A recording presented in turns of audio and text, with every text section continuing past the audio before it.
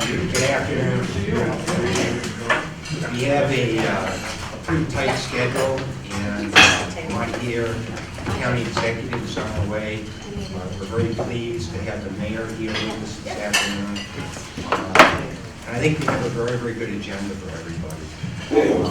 My first order of business is I have a friend of mine that manages this particular facility, this extraordinary LEED Platinum building, and the clean tech initiatives and everything that are in it. My friend, Dr. Ed Walsh. And Ed is an unbelievable asset that we have in this green space. So Ed, please tell us a little bit about your business. Greetings, welcome. It's our pleasure to have you here.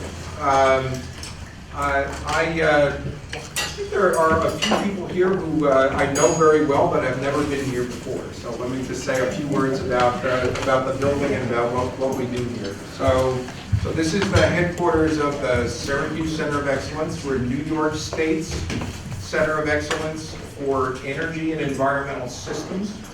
We make connections between the universities in the region and the companies in the region to accelerate the development of innovations in energy and environmental systems, specifically for buildings and the broader built environment. This enterprise, which is designated by the state, emerged from a regional strategic plan that you'll remember in 1996 called Vision 2010. And also at the time there was a strategic plan in the College of Engineering and Computer Science at Syracuse University that took as a strategy aligning and making investments at the university aligned with the regional plan. So Vision 2010 envisioned that by 2010 we would be internationally recognized in energy and environmental systems. We opened this building on March 5th, 2010, fulfilling that vision. And we do a number of things here relating to buildings and broader built environments. I took the liberty of leaving at your places a publication that now is 3 years old that talked about, we received a $3 million award from New York State under the Regional Economic Development Council process in the first round in December 2011. And that combined with $5.7 million of funding from other sources to give us the opportunity to invest in new facilities. And in the centerfold of the document, it goes through both what was already in the building and what we're going to build in the building. And I'm thrilled to share with the group that we are now completing the new labs that are inside the building. We're looking forward to a ribbon cutting probably in 4 to 6 weeks. And then by 4 weeks from now, there'll be construction outside so that in the fall when you come here, there'll be on-site parking and electric vehicle charging and photovoltaics out in the front yard. I want to, as I turn it back to Neil, I want to recognize that in the very beginning of the Vision 2010 process, Neil was the president of O'Brien and Gear, and he chaired the working group, co-chaired the working group on energy and environmental systems. And it was a meeting at O'Brien and Gear in 1998 that this enterprise was conceived. And from then to today, we've secured more than $100 million in state and federal funds that have flowed to local companies and universities to invest in facilities and to do projects. We've created nearly 1,000 jobs to date. So we applaud your efforts in Consensus. We hope that you're comfortable here. I guess I should also say restrooms are out the door to your left. There's a set of double doors there to the left, and the restrooms are there on the left. And also, if you have time after the meeting, you're welcome to take a tour of the building. I'll point out in particular, through the double doors on this floor, you go through those double doors. On the left side, there's a series of displays. One of the displays was made by OHA. It's really terrific, and it's worth seeing. It's the history of the region, going back to the native peoples about energy and environment, and also the history of this site. And surely you remember, this is the site where L.C. Smith and his brothers made typewriters on the banks of the Erie Canal in 1902. and then later OCC was born in this building, which at the time was called Midtown Plaza, and then we came to build this state center of excellence in energy and environmental systems on this site, which really is, for an engineer, is sacred ground. So again, welcome. Hope you have a productive meeting, and we hope you're comfortable here and not too hot, not too cold. And if there's anything we can do to support your productivity and performance, please let us know. Yeah, thank you very much.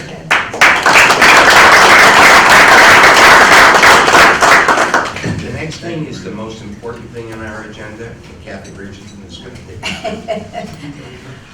It's like introducing two people who need no introduction, but I just thought maybe just take a second, and since the last time we talked and everything, and I know that you have people that are keeping you informed on our great progress, but our 6 committees have been working feverishly, and I can tell you, as you can tell from my tan, I spend a little time in Florida, but I was on conference calls all the time, and I got my February minutes bill, and I was on a conference call for 56 hours in the month of February.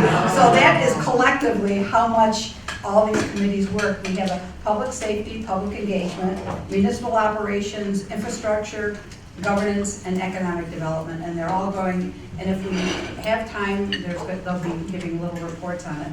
But as one of the co-chairs, I really want to thank both of you for encouraging your department chairs and everything to meet with our committees. We have had great amounts of information and perspective and everything, and we've met with almost all of the chairs of your departments or the heads of your departments, and that's really been great. So I don't know, we did send out some questions just to give you a flavor of what we were looking for, but makes no difference. We just really want to hear what your perspective on our process, how you think it's going, and all those little nitbits. So who wants to go first? I would defer to the county executive. I was just deferring to you. Well, I guess the one that has more citizens aboard. Okay. But we really are interested because you really are the people, the two of you who live this every day, every hour of your waking moment, and probably you're restless too. And I'm happy to start. Do you mind if I stay seated? No, that's what we're hoping. Okay. First of all, I appreciate the work that Consensus is doing, and Kathy and Congressman Walsh and Neil, because this is one of the things that falls in that category of, like, one of the things that can make the biggest amount of difference, but it's really nobody's job inside my operation. It's probably nobody's job inside the mayor's operation. And when it's nobody's job, it just doesn't get done because you're so busy doing everything else. But having Consensus come together and spend 56 hours in the month of February doing this, I really do appreciate it because it's a priority for us, and it's just great to have this expertise. So I know, and I get updates, Travis Glazier, who's here, and I know Ann Rooney is here, and Bill Fisher's here, and I know that the county department heads have reported back and have tried to share as much information as you can. I'm always trying to do things faster, and that's probably my one Weakness? Correct. Just a little part of that there. I'm adding the sugar that on my mailers. That's the only thing wrong with me. I go faster. So I did write and ask that we go faster, and the reason for the faster is because I know the administration that's here in the county right now, and the next one might be better, it might not be, but I know the one that's here now, and the one that's here now wants to do this right. And we have an opportunity to look at the possibilities and recognize the all in this together, towns, villages, city, county. I know you have that in this county administration. And I mean, we come and go, and I don't know that you have seen a better working relationship. But, you know, the mayor and I talk all the time. We are in each other's offices, and I think we can do it. So if you had it for us to consider. I think Stephanie and I are capable of implementing some big change in the community. I see other mayors, town supervisors that are here, and I think, you know, the time is right. So that's my kind of reason for the hurry, because I do want to participate in this. You did send out a bunch of questions, and it's probably more interesting for you if we just answer questions than to have a speech. But I'll tell you that I think that services are delivered pretty well by all of the levels of government that are here. I think there are things that the villages and the towns do and do well, and we tried in some instances to bring things to the county, like for instance plowing, but instead ended up going the other way. And I think service delivery, we can always improve, but I think we do a pretty good job, all of our levels of government in delivering service. So my focus is on reducing costs and how do we do it better. And I know I'm preaching to the choir, but the example I use is how we can possibly be the city in America that gets the most amount of snow and not have figured out how to plow more efficiently. Why we, year after year after year, talk about the municipalities that pick up their plows when they, in the school district, plows not being plowed by the city and the county not plowing, and it's kind of crazy, and you would never, ever, ever find somebody that took Onondaga County as a blank piece of paper and drew plow routes and draw the ones that we have. So I know we can do it a little less expensively, and I just want to move in that direction. While you're working, the mayor and I have continued to do the things we can do. We're continuing to try to share services, and Bill Fisher meets with Bill Ryan and Tim, maybe Carol, on a weekly basis, and our governments are working together, and this PeopleSoft putting us on the same financial platform. I think we're going to be prepared when you get to where you have some recommendations. You're going to find that some of the back work has been done so that we're not going to be starting at zero. So I'm open to your questions. I'm open to any of your solutions.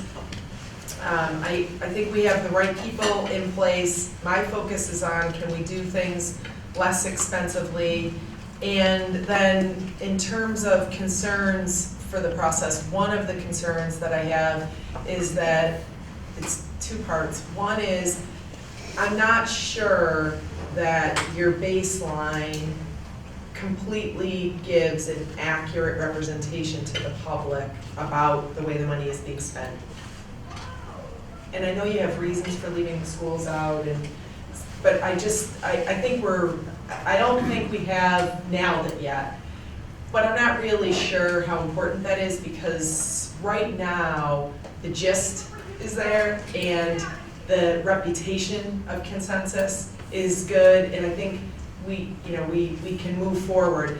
But the other part of it is, because it's nobody's job necessarily inside of our office, I didn't respond fast enough on one of my specific concerns on the baseline report, and then the feedback being, well, it's out. It's like, well, I would never be okay with inaccurate information being out there. If we know it's inaccurate, I would just implore you to change it as we go along and pivot and help us, because I think in December you asked for feedback, and I didn't get you the feedback until the report went out, but those are really, kind of minor, but you have an opportunity to make big change here, and you have partners that are willing to do it with you, and so, I'm just imploring you to hurry, and then, we're open to the conversation of where we go from here. I think she doesn't want me to sleep anymore. Okay.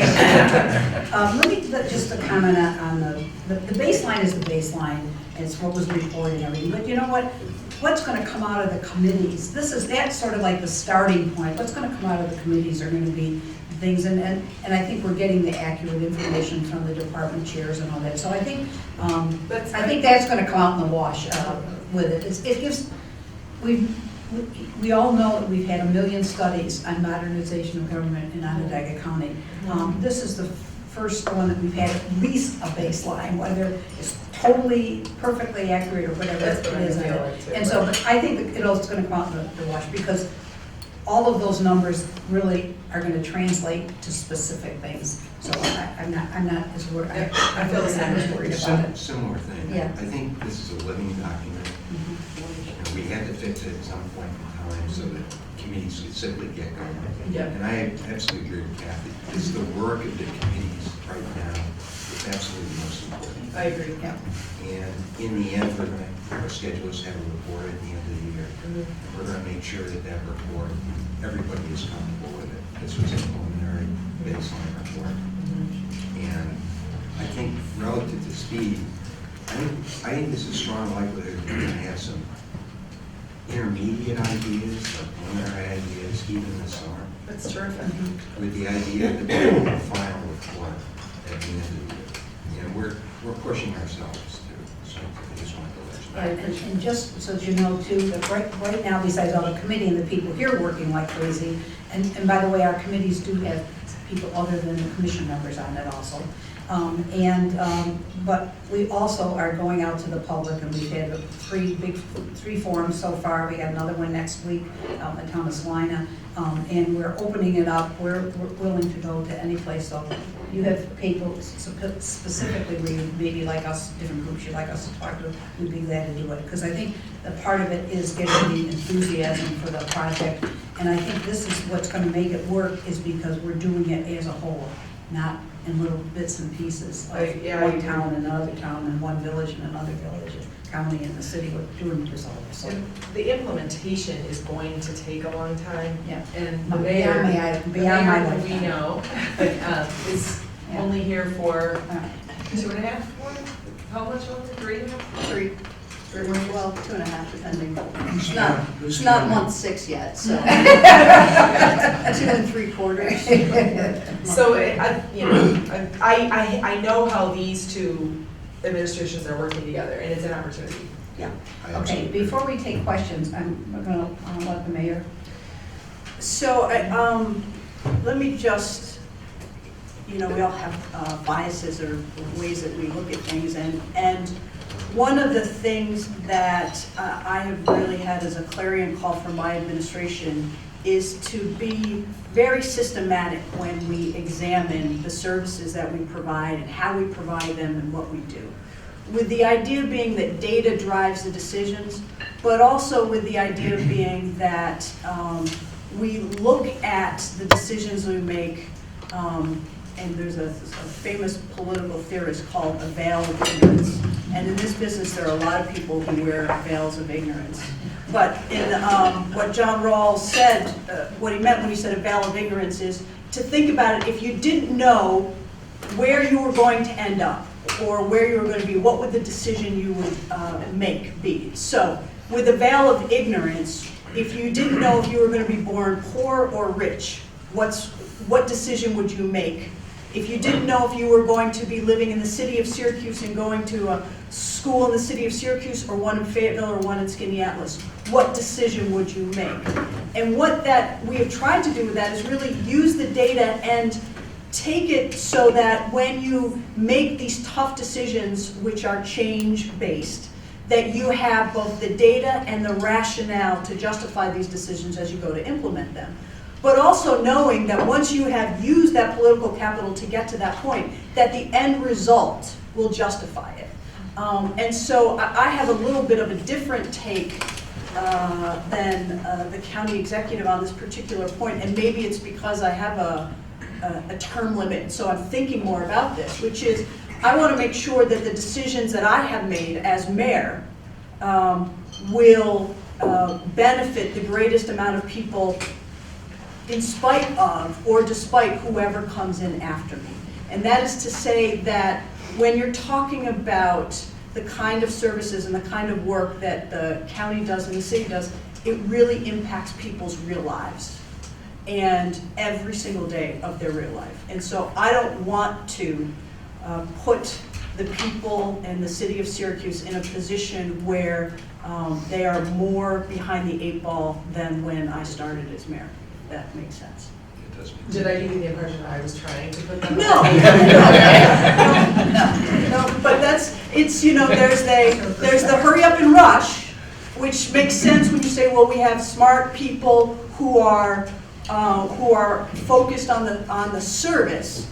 But for me, there is a reticence, a natural-based reticence, you know, having closed a firehouse in an election year, having had to make different alternatives for a senior center, having to have done a whole host of things that have been very difficult, yet in the end, I think, and others I would agree with me, which is why I think I got reelected, inured to the benefit of the people of the city of Syracuse.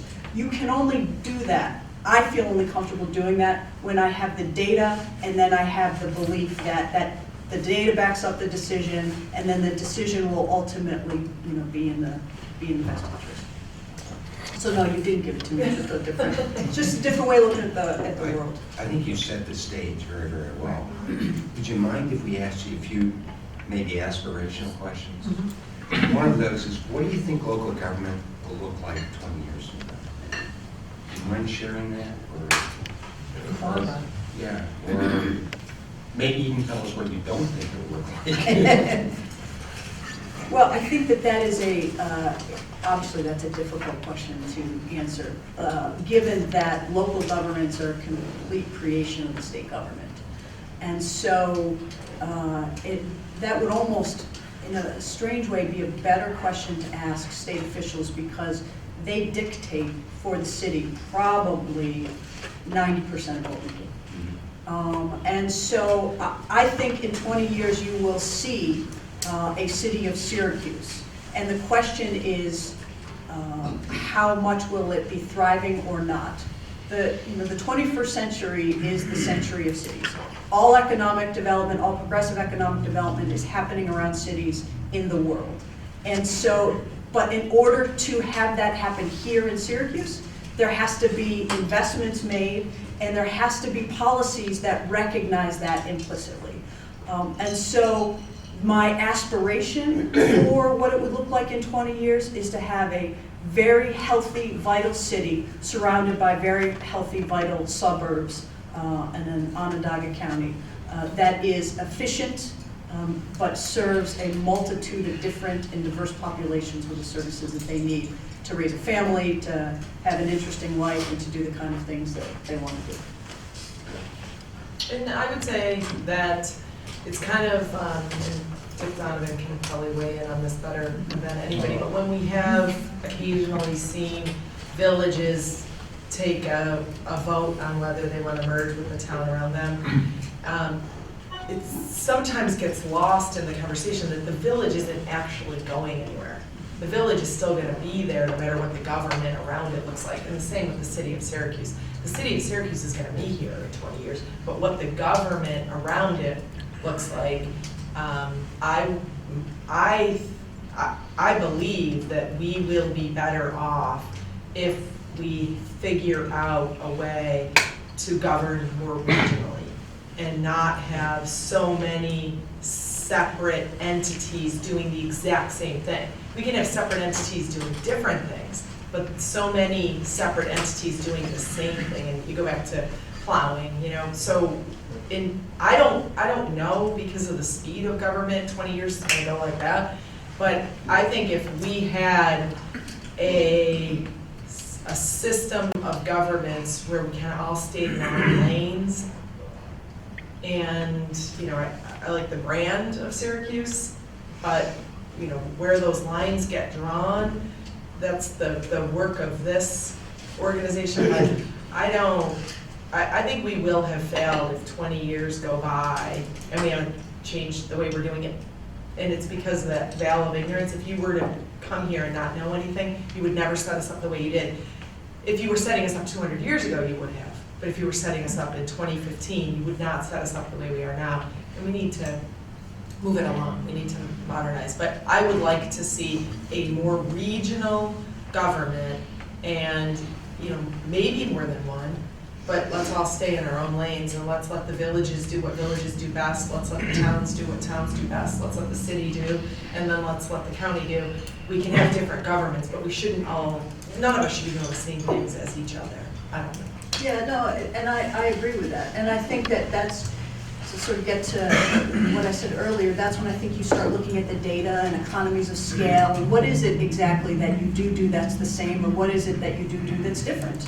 And where are you, where is the person that is your constituent getting the best service from that dollar that they're spending?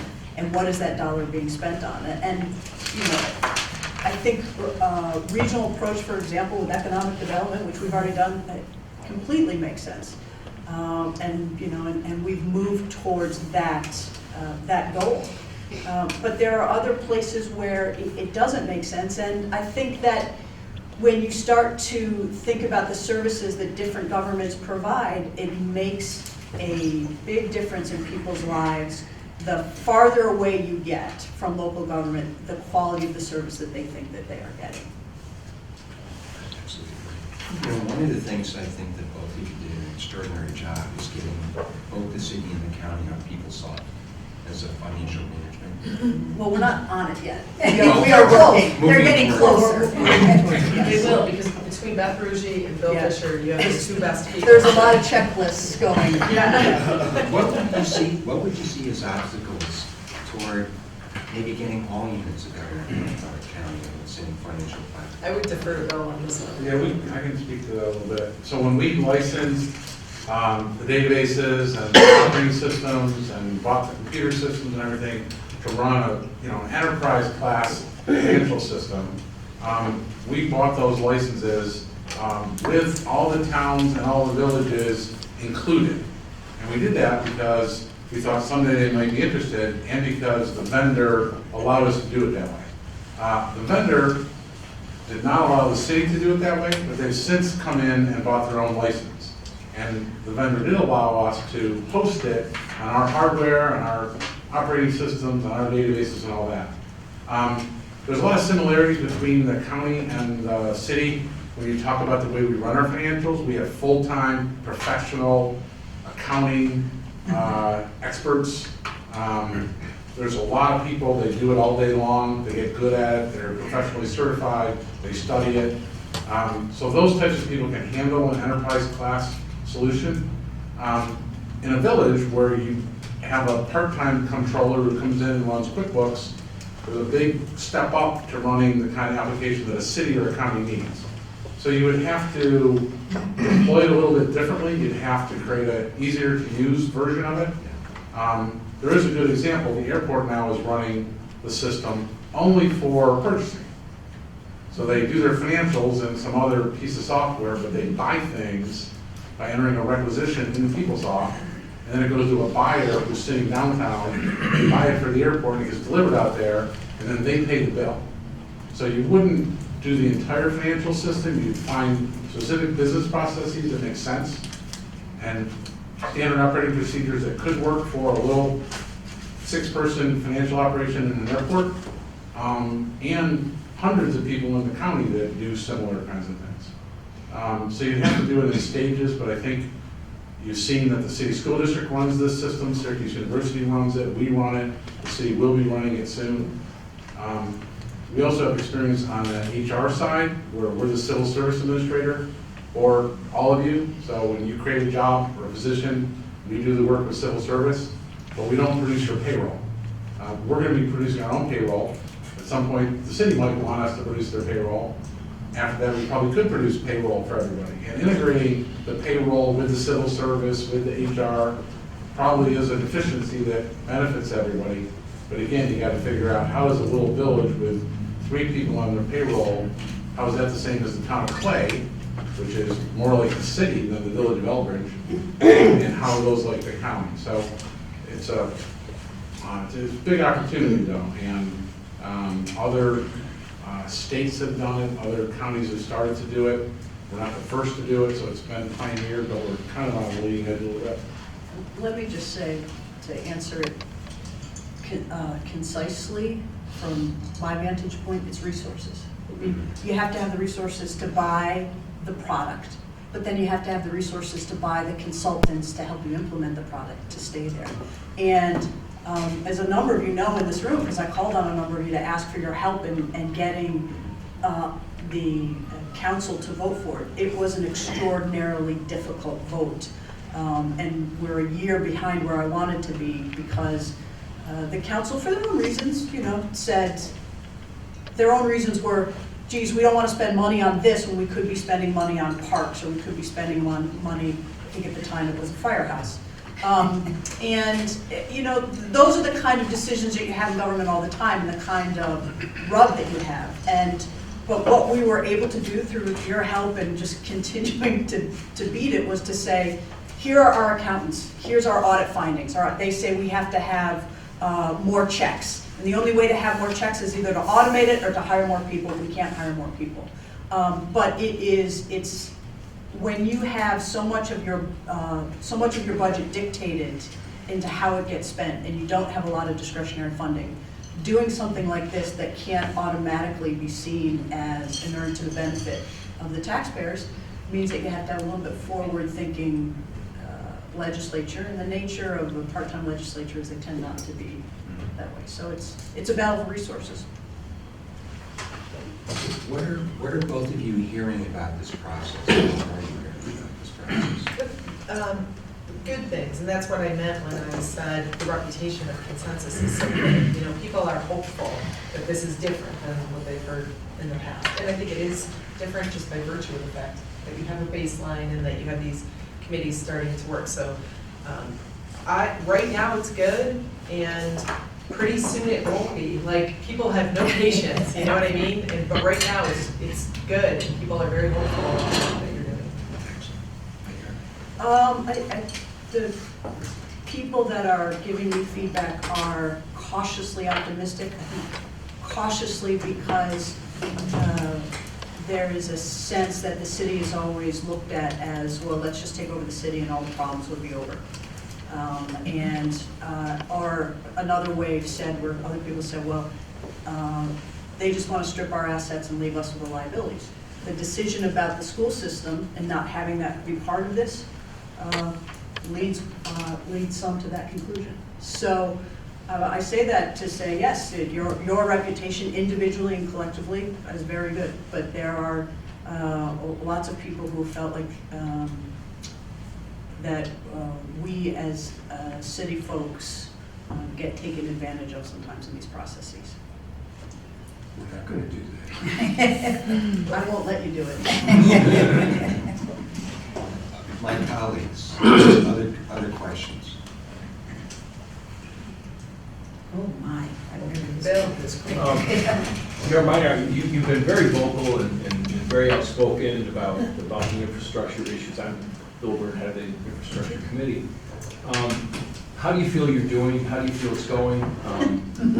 What do you intend to do next? How do you feel? Which direction do you think the whole discussion is going? That you know, I give you tremendous credit for being as outspoken as you have. Oh, thank you. Well, I think that this is an issue that has long-term implications for our country, not just the city of Syracuse, which is obviously where the primary concern is. I can tell you that everywhere that I have gone, people have said to me, yes, this is an infrastructure, crumbling infrastructure is a reality and it needs to be addressed. The different levels of government, you get sort of a different answer to that question. So at the federal level of government, when I talk to people there, it's really getting wrapped up in the philosophical role of what is appropriate for our federal government. There are those who believe that in a smaller government, the government should be investing in infrastructure, and there are those that believe it should. And until that issue gets worked out, I think you're going to see us continue to kind of plod along. And you know, I think that's, look, I'm a believer in the process. I think that that's an appropriate way to kind of hash it out in campaigns and have discussions about that. For me, with the kind of interesting thing about it is that we talk about infrastructure, the Federal Highway Trust Fund, which for dozens, if not longer than that, years, has been how we as a country have funded our roads and bridges. And it's going to run out of money in May. So if it runs out of money in May, I'm going to show you, it is always been funded by a gas tax. There's no interest in Washington among the parties in control to have a gas tax. Probably, candidly, even among some of the Democrats, to have a gas tax. But then when you say to them, well, what else, then what other revenue are you going to have to put in there? There's no answer. They kind of look at you and say, well, what do you think? And then it says, well, we're here having this incredibly vibrant discussion as a community about the future of 81. Well, without a highway trust fund, the future of 81 looks a lot different. And so I think that you'll see us as a democracy start to really kind of deal with these issues on the federal level. On the state level, it's different in that on the state level, I hear the same thing. Everybody agrees, yes, infrastructure is a big issue and we need it and it's important and it's a core level of government and it's what we should be doing. Pause. But it's not sexy. We can't cut a ribbon for it. We can't stand in front of it and say it's going to produce 10,000 jobs or 100 jobs. The irony, of course, is Neil has shared with me that there are standard accepted engineering formulas for how much infrastructure does create jobs. Yesterday you saw a building blow up in Manhattan because of a gas leak, which is part of an old and outdated gas infrastructure system. So I saw it as an opportunity to talk about infrastructure because we had this windfall settlement funds. One time windfall should be put in places that you're only going to spend it one time. You're not going to have a recurring liability for it to be fiscally responsible. And there are a lot of people who agree, but anytime you get lots of resources and you have lots of needs and a diverse state as big as we have, you have competing interests. So that is a very long way of saying, ask me after April 1st and I'll have a better idea. Larry, do you have a question? The mayor was talking about the school district and the fact that that's not really within the ambit of the report. And county executive started off remarks by saying that one of the problems with the baseline data was that school district information wasn't in it. So it sounds to me like from both of your perspectives, that's something that should be considered. I know that the county executive, you were focusing on the rationalization of services and cost reduction. So you're thinking behind the exclusion of the school districts because it's such a large part of the overall government spending in the region and there are opportunities for economies of scale and rationalization of services with the districts? Yeah, I had the benefit of conversations ahead of time with people like Kathy, and I understand the wisdom of moving forward without it. But when you look at the numbers, the dollars, right, I don't think we've left an accurate impression for the public that this is where your tax dollars are going in this baseline report. But I do understand the thinking that went behind it, and I do support the thinking that goes behind it. And so far it's okay, but I think that there's a possibility that the impression might cause trouble down the road. You know what I mean? Like the school districts are the giant in the room. And when people talk about gotta reduce your county taxes, gotta reduce your county taxes, gotta reduce your county taxes, I totally agree. But right now on a $100,000 house, it's $500.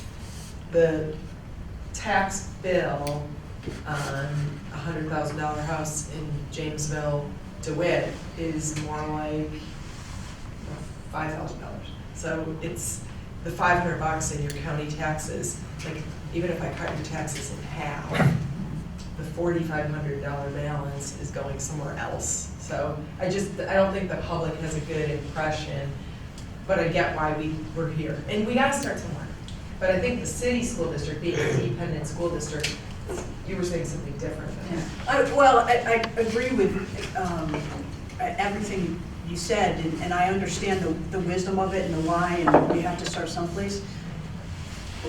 My earlier comment was sort of the real world of when you go to say, here's our findings, here's our study, and we believe in good government, we believe in good services, and the people of the city of Syracuse will say, yeah, you mean for everything except our education system, which is the most important system that we have? That makes it harder for you to sit, I don't want to use that word. It makes it, it clouds the viewpoints and I think the way some people would look at the message. Yeah, doesn't mean you can't get over it, just means it's a reality of where we are. Well, I think that's a good message to us, though, that we really have to make sure when we're out at all these forums and everything, that people understand the perspective. And I hope that as our report goes, and hopefully there will be implementation stages, that following right on the heels is a commission that addresses the education issue. But I think that I agree with the commission when we decided not to do it, because if this has any hope of being a model, I think it would have stopped us, slowed us down so much that we wouldn't have accomplished what I hope we are going to accomplish. But, we're coming out with a report, promise hopefully by the end of 2015. I would hope that soon that this would be a model that how we would work with the schools in the county and the city. Because I agree with both of them. It's the big nut. It's not the city taxes and the county taxes and the town taxes and the village are a drop in the bucket compared to the school taxes. What part of the taxes go for schools? So, but we need to be very good about that, and we'll work on our presentations too to make sure people understand that part of it too, which I think it is important. Sharon, Melanie, you've been out in the community, a lot of the community forums and that kind of thing.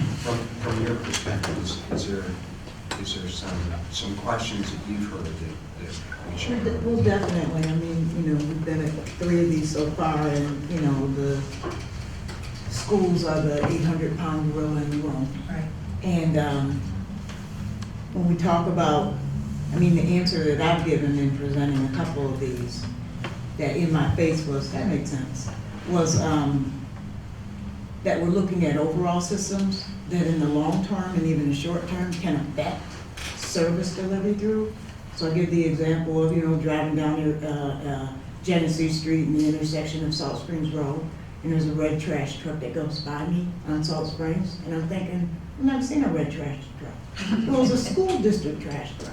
So, because I'm obsessed now with it. She's counting them. I'm obsessed now. Okay, but in a discussion about DPW and public service work, how can it resonate across service delivery for districts across our county? PeopleSoft, HR, all of those systems that I think would equip districts to put more resources and time in class. Yes. So, but definitely, 800-pound gorilla.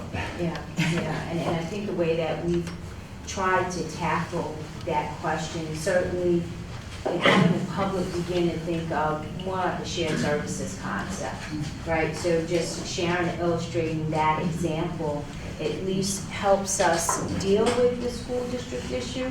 But then on the flip side of it, the bigger piece is how do we need to have a more thoughtful and in-depth look at schools? Because we all know when we touch schools, that is a deeply personal and emotional issue. And even as us as a commission, when we first even try to get our arms around the discussion, it's a tough one, right? And so from our perspective, we owe the students and the children of this community our undivided attention on it. So that's why we purposely tried to remove it, but still trying to think of there are some low-hanging fruit that we can do probably from an efficiency perspective that might help drive the costs down.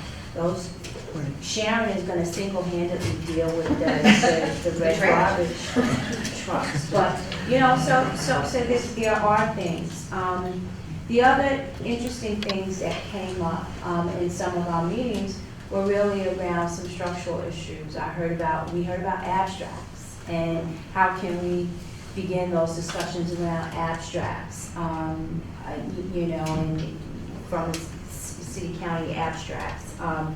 came up loud and clear in some of our meetings. In what context? In the context of when those abstracts are created, how is it effectively? Is it a transparency issue maybe? Is definitely a transparent part. That is definitely key. Well, there's people that don't even know it exists, of course. Right. Yeah, so when someone else brings it up in the room, then people are like, what are you Right. talking about? What is that? But there's people that think Joni's mayor. Right. So, I mean, so I think our first meeting was a transparency question, like, what are you talking about? Because someone in the audience asked Melanie about it, and she started to answer, and somebody else said, what is that? What is the abstract? Which is a whole nother conversation, as we all know. There's a lot of. Years of, stuff. Yep. It's just years of stuff. and what's interesting is that the abstract pays for a great many things that the city and county do together. Correct. And it is very hard to understand, but it really is the way the libraries Right. for 40 years, the Public safety planning, building. public safety building, facilities, lots of things that are done at scale, more efficiently than either one of us could do together, get done. And we can point to it when we talk to the legislators in the towns and say, none of your constituents' money is going into those things in the city, and we can prove it, and here it is, and we can account for it that way, so it makes it possible politically to do those things together with the city. So you don't want to throw it out, but it is very It's just abstract. right. Very good, though. And Bill, I think a big part of the process will be, a big part of the discussions, and we've been trying to pull different pieces from each one of the discussions that we've had so far, and really try to figure out what the issue du jour has been for each of those meetings. And then try to filter that back, and there'll be a clearinghouse of all of these different points, but school districts comes up each time. Yeah. But we actually now address it on the front end of the conversation, and the lack of understanding about how government works is another thing. I think there's some almost like civics 101. I totally agree with what the mayor said about how the federal transportation, we used to do things, we don't do it that way anymore. Well, we have to adapt, like, we have to pivot. We can't, like, the day is gone when Congressman Walsh brings home $10 million a year for us to clean Oneida Lake. It's gone, it's over. New York State is no longer delivering the money that it was to the lake cleanup project. So what do you do now? And the reality of how government is funded in 2015, I think people who were in government in the year 2000 wouldn't appreciate really the way government is funded now. It's very different. I was on the city council in the year 2000, and I know I hear the mayor talk about the properties in the city that are tax exempt and how that causes a problem.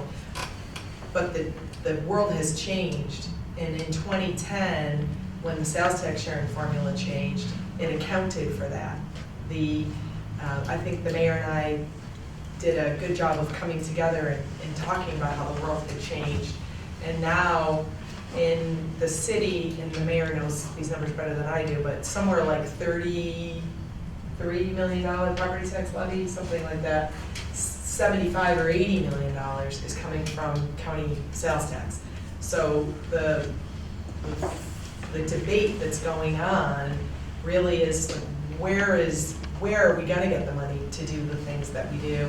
And it's gonna have to come from sales tax, because it's like my $500 property tax compared to the $4,500, your savings are gonna have to come from the schools. It's the same, the city and the county need sales tax revenue. And our levy was $180 million when I took office, or 84. It is now $139 million. We are funding our government much less with property taxes. And I think people who had my job or the mayor's job 10 or 15 years ago might be surprised to know how little property tax is funding our Well, government. let me tell you, that's one of the things that actually was astonishing to me when I saw the real numbers, because I've never focused on it before. And that's one of the things we're trying to communicate out in our forums too, because it's again, it's the civics 101, because they have to understand that how little that their tax dollars actually provide for the services they get, you know. To be respectful of Yeah, your time. yeah. One more question, Dennis. Yeah, well, first off, I'd like to congratulate both the mayor and the county executive for working together. I think it's been a great thing for the community and the people I represent. Now, the mayor brought up the issue of the state, and, you know, this commission is initially funded by the state legislature, but a concern is, which you hit upon, I think, with the public is always talking about is property taxes. That's the thing you always hear, why do you think you don't get more population here, why don't we get more business here, why aren't there more jobs here? And they think it's primarily because of property taxes. Now, one of the things I understand is New York State's one of the few states that mandates that counties contribute to Medicaid. Yeah. So we're almost the exception in this country. Yeah. And so when you talk about how little property taxes are being used for services, how much of those taxes really are being mandated by the state? You know, we have our towns now, they're limited to 2% cap. Their hands are tied. If they wanted to do more, they can't. How much does that impact both of you, do you think, in terms of what you can do? And what vision would either you have or like to see this commission to do? What kind of government would you like to see? Would you like to see come out of it? Well, you've asked a lot of. Right. It's like my issue.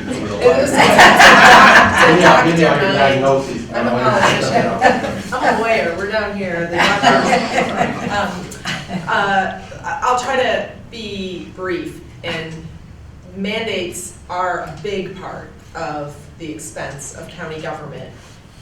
And there have been decisions that have been made for generations that are needing to be unwound. And so that is true, but it's also true that mandates are less expensive in the budget in 2015 than they were in 2014. So we're moving in the right direction. The cap on property taxes is also consistent with the cap on Medicaid costs. The state first capped growth and then put a hard cap on. So any of the growth in Medicaid cost is now borne entirely by the state. So mandates are an issue, but they are moving in the right direction. And then you talked about the, like where do I want to see the government go? Like if, again with this veil of ignorance. John Rawls, Theory of Justice. But Bill Fisher knew that. But you know, I sometimes go out in the public and people talk to me like I'm stupid because of the decisions that we make, but we're making them in the context of the real world. If I was in a classroom in the Maxwell School and we were debating economic development, those are different conversations. And what do you think an economy should look like, and how much should the government stimulate the economy? If I'm in an academic setting and we're having these conversations, they're entirely different than the employee of yours who's operating in reality and taking the best I can for the public here, like right now in this moment in time. So we are looking at economic development projects that I agree, like if you're out in the public and you're not living in this world, some of it looks almost crazy, but it's recognizing, so I don't know what your commission necessarily can do with that. I think this commission can go a long way by just focusing on the services that we provide, these different levels of government, and see if we can do that more efficiently. But you'll get debates forever on economic development and what we want the government to look like and what we want the state, you know, like this amphitheater out on Onondaga Lake has caused a lot of debate in the community, but it goes back to my sales tax. bringing people in from outside the community to spend a weekend here, eating in our restaurants, staying in our hotels, shopping in our stores, leaving those resources behind. That's what I use to take care of the infrastructure in Onondaga County. The other thing is, we have increased the sewer rate in Onondaga County, and we have done it very openly. Every time I get up and give a budget speech, I talk about the fact that we have a 5-year plan because we need to keep up with our infrastructure. But then you'll get this, you know, kind of, well, your property taxes are going down, but the sewer rate's going up. Like, they're not both going up, which is how, you know what I mean? So anyhow, the way I want government to look is probably beyond the scope of what I hope Consensus is doing. I hope Consensus is going to tell us how we can deliver the services at the level that we are. Do not diminish our level of services and tell us how to do it less expensively. But those kinds of debates about sales tax and economic development are parallel paths that I'm going to continue to take up with the state and the federal government. I guess I was wondering from both of you, do you think that a more efficient government will stimulate more economic growth? Yes. That's right. What do you think? Well, I mean, yes, but, But you know, what is a more efficient government, right? So, to harken back to my infrastructure question, an efficient government that can't deliver water predictably is not going to stimulate economic development. And let me just kind of react to your question and sort of off of what Joni said. I think part of the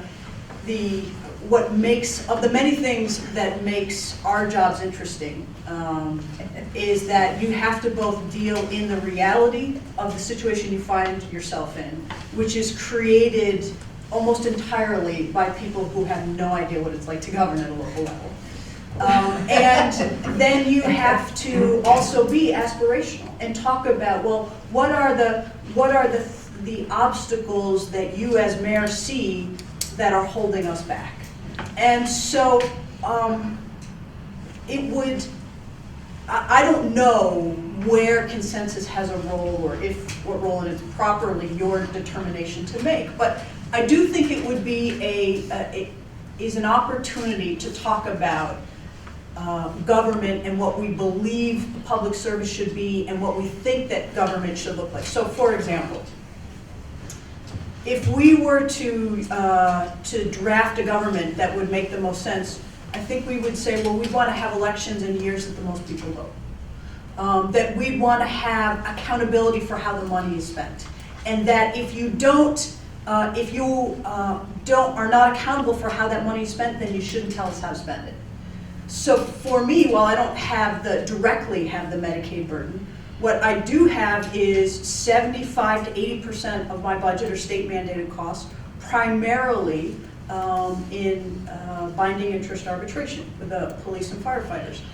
And what happens in that case is they don't even think about us as negotiating their pensions. So their pensions are negotiated with the state. And in the year that the financial market crashed, almost universally, the state legislature voted to increase pension benefits. And now New York State has relatively speaking to all the other states, has an incredibly healthy pension fund. It's funded very well. You know why? Because they turn around and they give us the bill. And since I have been mayor, my pension dollars have doubled. And there's nothing I can do to control it. And so to not talk about or bring attention to that, to not say that is relevant to the services that we provide or the quality of the government that we have or the obstacles that we're under, I think it loses an opportunity. Now, again, it's yours to determine whether that opportunity. Let me just stop it right there, because it's one of the things when we started meeting with the town supervisors and the village mayors, that's one of the things that we promised them, that we would at least recognize those mandates that were changes needed that we have at the state level. So that will be a chapter in our report, because we promised them right from the very beginning. Because I don't often get a chance to have this discussion fully around, let me say this, that no secret, I was a labor lawyer, represented unions, and can believe in the union movement, believe that people should have pensions and health care. Here's what I don't believe in, that if we as a state have determined that police should be able to retire with full retiree health care benefits after 20 years in service, if we believe as a state that that is a community standard, then the state should pay for that.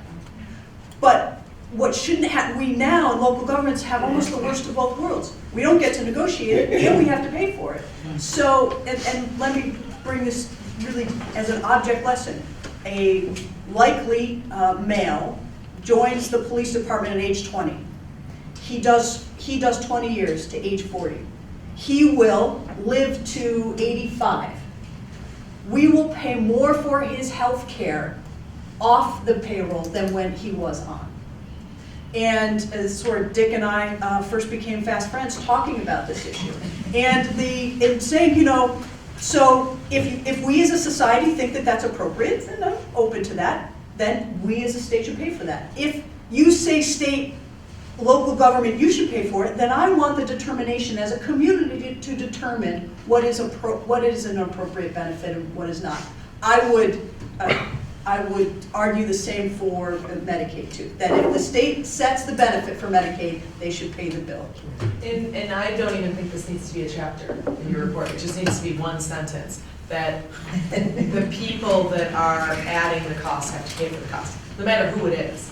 Like, no matter what the topic is, if you're voting on a policy that costs money, then your government has to fund that.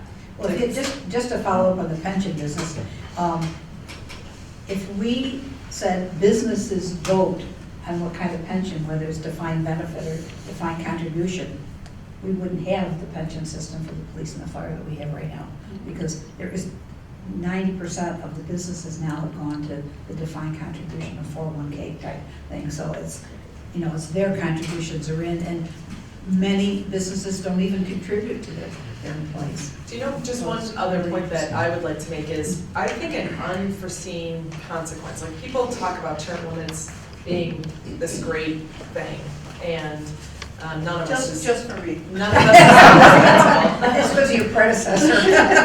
Right. Predecessor. But the truth is, a lot of the issues that we have, like, you know, unless you're Stephanie, you're doing these kinds of things because they're the right thing to do, there's not really a political incentive to take on some of these projects if you're only going to be here 8 years. So kicking the can down the road is predictable if, you know, I mean, it's going to be the exception. And the other part of it is talent, you know, convincing people at the prime of their career to leave and come into public service when you know you're out of here when the mayor's gone in 8 years. So people think I'm kidding, but I do think there's room for term limits among legislators. They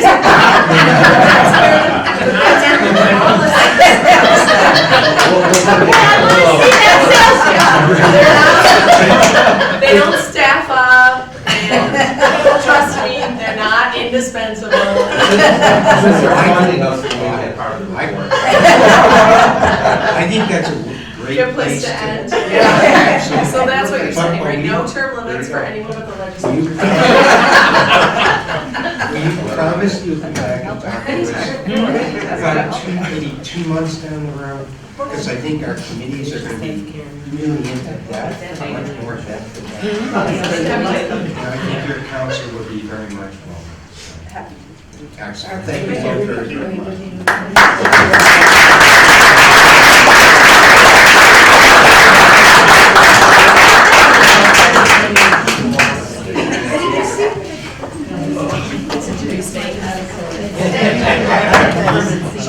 Okay, we're going to have a report from our committee. Thanks for coming down. Thanks for all your work. You want to try and keep these people? How you doing? I know. I was trying to be you. I've learned a lot from you. I was hoping you would be there. Okay, thank you. Thanks, Mayor. 302, 4. Okay. public engagement meetings have occurred, great success. I think we are off to a fantastic, stretch of meetings. We have our 4th meeting planned next week. It is? Yeah. March 31st. And then our plan is following to have at least 1 meeting per week, possibly, over the upcoming months. We have asked those that have been in attendance to suggest, recommend other areas in which to have some of the engagement. We have covered radio, we have covered print. To some extent, we had a little TV, but not much. We need to really kind of go full bore now. In particular, I think the WCNY on that proposed kind of like a series around this discussion. We're about to establish a phone line to allow people to call in. The social media chain has been active thanks to our 40 Below members who show up at the meeting as well. So I think we're off to a good start. Themes are consistent. And I applaud the Public Engagement Committee in particular. Sharon's been doing several of our presentations and has done a tremendous job. Tremendous job. Yeah. You two are our rock stars. Yeah, right. That's the question is, you talked about themes. I'm just curious about, what is it throughout the course of the conversations, and I'm sorry I haven't been able to make any of the 3 meetings so far, what is it that people are they asking for something, right? Is there something in the context of this that that you would say that they want, or that they are most concerned about preserving? I'm just curious, and maybe it's just too early at this point to say. Yeah, and they have been listening. Okay. It's the first time. Information. Yeah, information. The Good. first time they've gotten the data, the school district, we've had a conversation about that. Kathy, to your point, we have a process now that we're fine tuning, that I think as part of our updates and unveiling of recommendation, we should come with a strategy for how as a recommendation, for how we're gonna deal with schools moving forward. I was surprised at the last meeting in DeWitt that one person suggested, and then I heard a lot of, yeah. Why don't you guys tell us what to think? And that's where we started, like, we absolutely don't want to do that. But it's almost like a young mother came up to me after and said, I want to be engaged in this, but it is just way too much information. It's too big. Give me some guidance on what I should read, where I should start to even think about this. So we should maybe begin to kind of hone in that kind of perspective too. Yes. Because, yeah. Yeah, that Sharon brings up a very good point, because even some folks that visit our Consensus website, we have so much good information, but they don't know where to start. I don't know where to start. Like, what do I look at? And almost wanting us to give them something to react to. And so it's this interesting balance of folks really wanting to be engaged to understand, number one, are blown away by the statistics, by the way. But number 3, give me something, because this feels too big. It is too overwhelming. I don't know what to look at. Give me something to react to. So, Rob, we'll see next week, but I'm very curious to see if this type of sentiment continues, and we'll have to figure out how to create a. Right. Are we seeing a lot of traffic on the website and people that you know, more so than More. in the past? I don't have the data from Kate. I've seen it on Facebook. But there's more, there's certainly more. Significant, I mean, it's noticeable that you can. It is noticeable. Yeah, that's all. I mean, you've been Getting tweeting. angry email. Yeah, I'm just noticing if people, and I've noticed people, from our stuff. Posting it on I'm there. just wondering if they're actually Yeah. going through it. Yeah. Nobody about Rob yet, though. Me? I sent a lot of those. Yeah. So more. Excellent, thank you very much. Municipal operations. And I just wrote one thing. We will resend the invitation for Mark's Forum out in Salina one more time. And would you think about, if you know any employer groups out in that area, to send it, because that worked really, 2 people came and said, oh, my employer put this in their news, the news thing for them. So if you just take it and you know an employer and say, would you put it in your, employee, whatever, thing on it. So we'll send it one more time on Monday morning. If you could do it, that would be terrific. Yes, I mean, and our meetings have ranged from about 100. 100 was the first, and the last was about 38. So it's really a good, pretty good mix. Municipal operations, Mark. Yes. We met a couple of weeks ago and had 4 people in to talk about justice courts. We had Judge Jim Murphy, a Supreme Court judge who is the supervisory judge that oversees 6 counties, including Onondaga. Renee Capter, who was the executive director of assigned counsel. Judge David Gideon, who is a DeWitt justice and the administrative judge in the 5th district. And we had Bill Baldus, a local attorney. And it was a lengthy conversation, probably didn't have enough time allotted for all of the stuff we were talking about. But just a few highlights are, technology, they say has improved, but the skills to operate that technology is a little lacking. So there's deficiencies there that we're not seeing that we should be seeing with the use of technology. Facilities are a concern, and something we didn't get into so much was court security, which we will next time, which is going to be a huge cost factor with how the types of people that are coming into the courts these days are much different than in the past. Also, we mentioned JCAP funding as well, which is the Justice Court Assistance Program, and that's municipalities can apply for those that will help fund some of the offices and do some of the infrastructure within those offices, whether it's equipment or construction, anything that would aid the Justice Court as well. And those funds I think are drying up a little bit, but they're still there.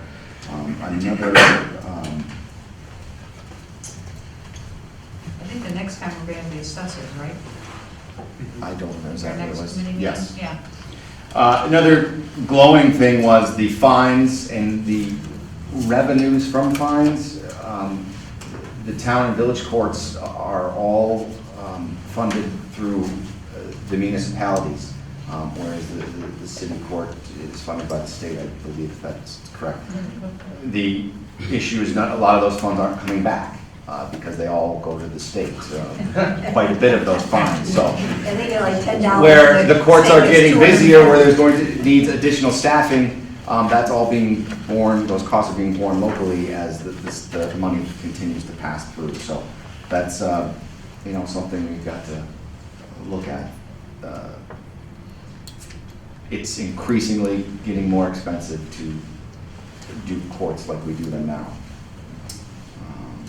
But it was amazing, there weren't a lot of complaints about. No, and I think one of the other things that, and certainly Renee Capter, from assigned counsel, she liked the village town court system and thought they were efficient, and it's like the last bastion of grassroots justice.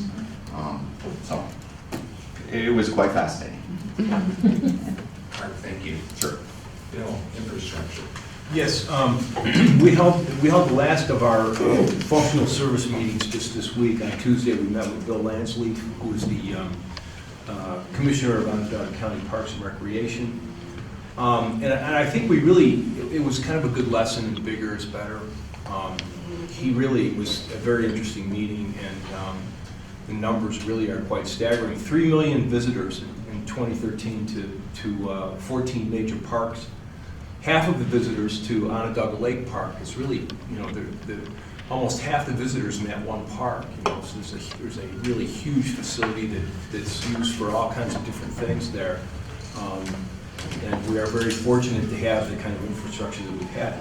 $15 million budget, generating $3 million in user fees annually within Parks and Recreation. I'm sure there's no other governmental agency that could brag that kind of user fee generation. When you look at consolidation, if you look at the whole county and total expenditures for parks, the city spends about $3 million on its own for its operations, and with the county at $15 million, and there are 10 towns that spend more than $100,000 each. It's still in the range of around 70% of the overall expenditures are within one operation. And Bill talked to us about a lot of the things that they do, and you can just see that when you have an operation that big and you have a management system that's pretty deep, you can do a lot of things. He talked a lot about public-private partnerships that they've generated, that they've put together. For example, Lights on the Lake, where they have a partnership agreement that really essentially takes all the risk away from them and transfers it onto their private partner, which we thought was very interesting to hear about. They work with a very large volunteer base in a couple of different ways. They have 2 Friends organizations, one at the zoo and one at Beaver Lake. And he even talked about given the size of their organization and the diversity of the different parks, seasonally, they're able to move employees, summer to winter between different parks, Highland Forest back to Janesville and things like that. So we were very impressed with it seemed that the Parks and Recreation is very well run. They're doing a lot of innovative things, and really is really quite an impressive organization, we thought. That really, in terms of meeting with him, there's actually a couple little issues, a couple of issues that we've missed in our department. One is trash. We really haven't talked about trash handling, which is pretty expensive in the county, and as we know, Sharon, Sharon's on that for us. we have to go chase that. have to bring her We have to chase that red truck around, So that's one that we really haven't met with anybody on that yet. I think maybe we can do that informally in the next, in the next month or so. There are a couple of issues that have come up with respect to our work, and really 2 things. One is that Syracuse 2020 has had a committee in which they call their Quality Community Task Force, has done a lot of work on infrastructure, and they've been meeting for approximately 9 months, and they've actually produced some reports, and they invited us to their meeting last Wednesday morning. A number of us attended and met with them. It's an outstanding group, some very talented people. I believe it's chaired by Judy Moore. And Ron Burke. And who? And Ron Burke. Who's also serving on our committee. So we're getting some nice crossover between the 2 committees, and I think we have a lot to learn. I think there was some concern on their part is to making sure that we didn't, run conflicting operations, between Consensus and 2020. And based on what we saw the other Wednesday morning, the discussion we had with them, it doesn't appear likely, and certainly they're going to continue to work. So I think we've almost pretty much come to an agreement that we're going to work on a parallel track and keep communicating back and forth and trying to help each other through this process. So that's really, and they produce a report. We need to get it out to all of our committee that's excellent on some of their findings with respect to infrastructure across the county.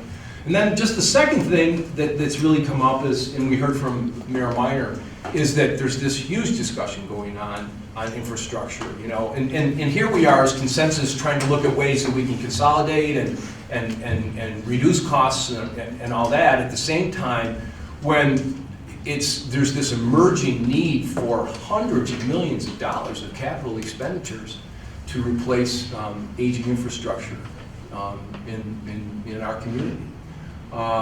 And I think that's something we're going to have to deal with as we move forward. How do we deal with this in the long term? We've already seen, I think And I think, Kathy, you talked a little bit about this, that on a county basis, it's been handled very differently than what's been handled in the city. So that there really has been responsive and proactive leadership in some areas of infrastructure redevelopment as opposed to others. So that's the other thing I think we're going to have to deal with as we try to do recommendations on service delivery and infrastructure going down the road. And then the other thing just one little thing that came up is broadband, which has been addressed as an infrastructure issue. It's not really dealt with in the baseline report as far as I can see. But I think it's something that we do need to talk about and consider and look at, because if for no other reason than the governor's, made it a priority to improve broadband infrastructure across the state. So that's about where we are. We're done with our baseline meetings. We're looking at our white paper. What's the best way to deliver services across the county? And if I had one comment, I think we've clearly seen, especially with water environment protection and parks and recreation, is bigger is better. You get more management depth. You get a higher quality just management operation to work with, and it really makes a difference. So I don't know how we express that, but that certainly seems to be one of the themes that we've seen in the work with the people who have come in and met with us. Jim, thank you. By the way, minor thing, national level infrastructure has a bill due of $10 trillion. So it's a national issue. Darlene, public safety. Public safety. First talk about emergency medical services, EMS. We have also completed our meetings with experts to talk about the baseline of what exists today. Emergency medical services is a very complex hybrid system throughout Onondaga County. When a call comes into 911, the first responders are dispatched, and they are fire departments, EMS fire departments services, and then if transport is required, ambulance services are also dispatched. So we have the fire EMS services as first responders, and then we have a hybrid system of EMS ambulance services. There are 2 for-profit providers in Onondaga County, and they have a county-wide license, that's TLC and Rural Metro. And then we have a number of nonprofit services like Waves and Naves and so forth throughout the county that are partly government subsidized, partly paid for by insurance for the patients that they're assisting. And they're also hybrid in the sense that they have paid staff augmented by some volunteers. So this is a very hybrid system, to say the least. So we're finished with all of our discussions with the experts. We are awaiting information right now from the county on types and volumes of calls and where they're coming from. Location is extremely important so that we can look on a map of all of these services and where are the calls coming from, what types of calls are they, times of day and so forth, so that we can then move ahead and look at alternatives, an alternative design for this system. Paul Bishop of CGR has provided us with a white paper. SOS. Yeah. Paul Bishop has provided us with a white paper where he has provided us with 5 different models for service delivery of EMS services in the county. And these models are based on best practices from elsewhere in the country. We also have in hand an excellent report that was done by a consultant for Monroe County, just to the west of us, on EMS and ambulance services. This was a very detailed, comprehensive analysis of those services for the city of Rochester and then for the surrounding towns within Monroe County. And so that provides us, I think, with a lot of information as well, thoughts on findings and conclusions and what options they are looking at. One thing I neglected to say is, while two of the ambulance services have county-wide operating licenses, all of the others have very small geographic areas that they can operate in, which makes for an extremely inefficient system. And that's a mandate, and that is something that really needs to be focused on. What's a mandate? That like the Skinny Atlas says it's a voluntary service, but it's really a paid service for ambulance services, can only operate within a small geographic area. That is, on the first response, they can only take calls within that area, and they're restricted from going system-wide. Gotcha. So if you were to design a system today, I often think about Uber, an Uber system for ambulance and EMS. That is, you are going to dispatch the closest unit. Doesn't matter who they are, where they're from. You're going to move that unit to respond to this. And that can't happen because of these licenses. Okay, moving on to fire protection. Well, we've had some preliminary discussions on fire services, and we have experts on our committee who are fire chiefs. We have not yet really been able to do an in-depth analysis of the fire services because we really need data for this one. We've got 57 fire agencies throughout the county. We've got a volunteer system, and we have a career paid system in the city of Syracuse. But we need data on call types and volumes and locations, where the fire districts are, where the apparatus is, who has what kinds of trucks, et cetera. And so by the middle of April, we should have all of this information from the county. And then we plan to, in late April, convene the panel of experts from volunteer and the paid system to take a look at all of this data and see what we have. There are so many different types of calls that fire departments respond to. It's not just fires, it's accidents, it's somebody's up in a tree, explosions, lots of alarm activations that are done just for fun on college campuses. They take a wide range of calls. So we will be, in late April, taking an in-depth look at fire services. And Paul Bishop has provided us with a white paper on fire protection as well. In that, he has 3 major models for us to consider. And again, these are based on best practices elsewhere in the country. And then, once we're... I'm sorry, we've got to go on. What? We've got to go on, I'm sorry. Yeah, okay. Well, that's it. We're about to organize our police committee as well.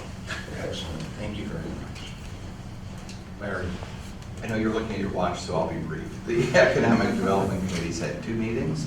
We had a meeting on March 6th with a number of town supervisors, a very interesting and informative meeting talking about the planning and approval process, the issues of smart growth, the issues of regional planning, and what the drivers were for development in the towns. Yesterday, we had a great meeting with Dave Botard. Dave is the head of the Central New York Regional Planning and Development Board. He walked us through the history of that organization, which was formed by the 5 counties in Central New York in 1966. He has a unique perspective because of all the regional planning that he does.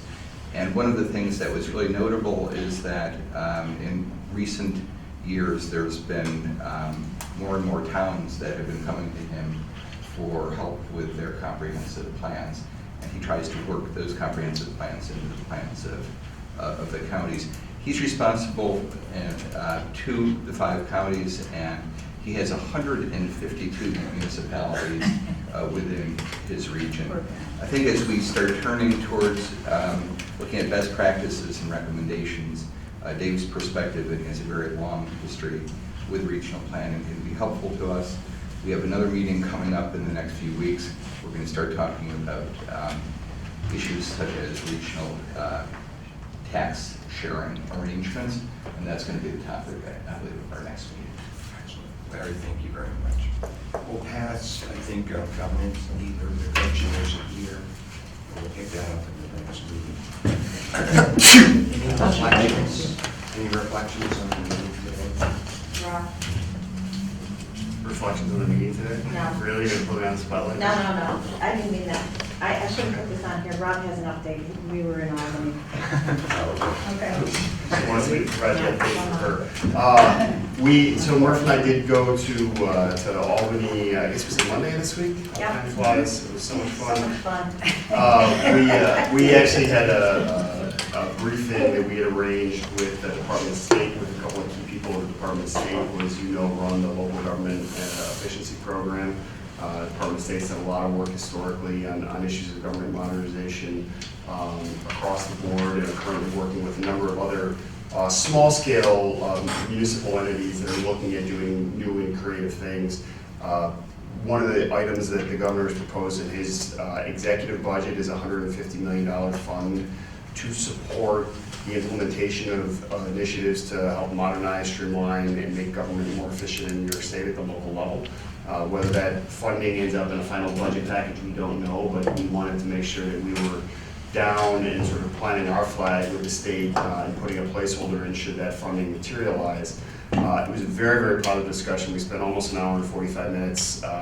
We thought we were going to have 45 minutes, and they just kept asking more questions. So they were enthusiastic, very creative ideas about ways in which the state might be able to bring some resources to the table to help us, not only in our evaluation work, but already thinking about implementation initiatives that might emerge from this in ways in which the state can help engage and support. So I think it was very constructive, and I think there's an open door for us to go back as we begin the development of recommendations to look for opportunities to help get those recommendations supported in a variety of forms from state government. Well, one of the things that came out of the DeWitt meeting was the need to know, so what happens after the data collection, the recommendations are met? And Kathy brought up the point that, we could see the formalization of another consensus implementation group. And so I think we need to begin to strategize what that looks like right now. I agree. We definitely have to start writing, we'll start with Mel's commit, the words for the next phase. Right. And the PowerPoint for the next phase. People are asking. And Sure. So it's Right, design so- and implementation. I don't know who saw Rob's presentation to TMR, how big is home base, but I did email him and get the PowerPoint as well as the audio. There are pieces in there where he very well connects the conversation of government modernization and which leads to the promotion of growth in an economy and an economic vitality to your place. He uses good words. We need to move those parts together now. Yeah, so that I got great feedback from Rob. Yeah, so we're just gonna use his audio and his Right. PowerPoint, It's so it's gonna be good. Comments? I thought it was very helpful, useful to hear where their perspectives are at, and, obviously ever evolving as circumstances around them change, but it's good to hear from them directly about what directions they want us to move. I think it might be a good idea, again, to have it in 2 months. Yes. I read Maybe a that little now. bit of a Yeah. sounding board kind of thing. So, good. I want to thank you all very, very much. I know this has been a long meeting, so I think it's been really good. Thank you.